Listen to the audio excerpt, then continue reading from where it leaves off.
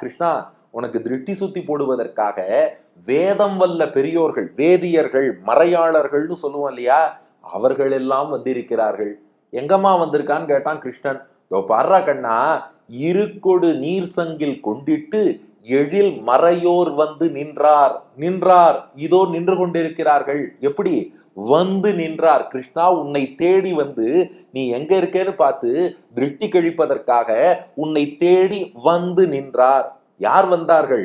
சிறப்பாக வேதம் ஓதக்கூடிய சிறந்த வேதியர்கள்னு அர்த்தம். அப்ப எழில் மறையோர், சிறந்த வேதியர்கள் வந்து நின்றார். உனக்கு திருஷ்டி கழிப்பதற்காக வந்து நின்னுருக்கா? அப்படியா? அவ என்னம்மா கையில எடுத்துன்னு வந்திருக்கா? திருஷ்டி கழிக்கிறதுனா இப்போ ஆயர்குல பெண் யசோதை எப்படி திருஷ்டி கழிப்பான்னு முன்னாடியே சொன்னேன் இல்லையா? அதற்கு அவர்களுடைய வழக்கம் என்னன்னா, பசுமாட்டினுடைய பாததூளி, கோமூத்திரம், பசுஞ்சாணம், இதை கொண்டு அந்த சடங்கை பண்ணிடுவார். வேதம் வல்லார்கள் எப்படி பண்ண போறா அப்படின்னு கிருஷ்ணன் கேட்டான். யசோதை சொல்றா, ஈருக்கொடு நீர் சங்கில் கொண்டிட்டு எழில்மறையோர் வந்து நின்றார். அதுவா, அவ உனக்கு திருமஞ்சனம் பண்ண போறாடா.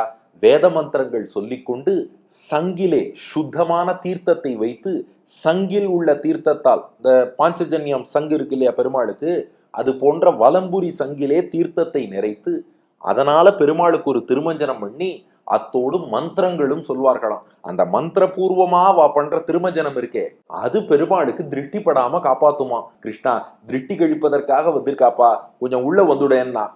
கிருஷ்ணன் சொன்னா, ஏம்மா அவ அவ்வளவு கஷ்டப்பட்டு அவள்லாம் வந்து திருஷ்டி கழிக்கணும்? நீ என்னுடைய தாய், உன் அன்போடு அப்படி ஒரு பசுஞ்சாணம், பசுமூத்திரம், பசுவின் பாதம் பட்ட மண், இதனால திருஷ்டி கழிச்சாலே போதுமே. மறுபடியும் நம்மால் வழக்கு பண்ண ஆரம்பிச்சான்.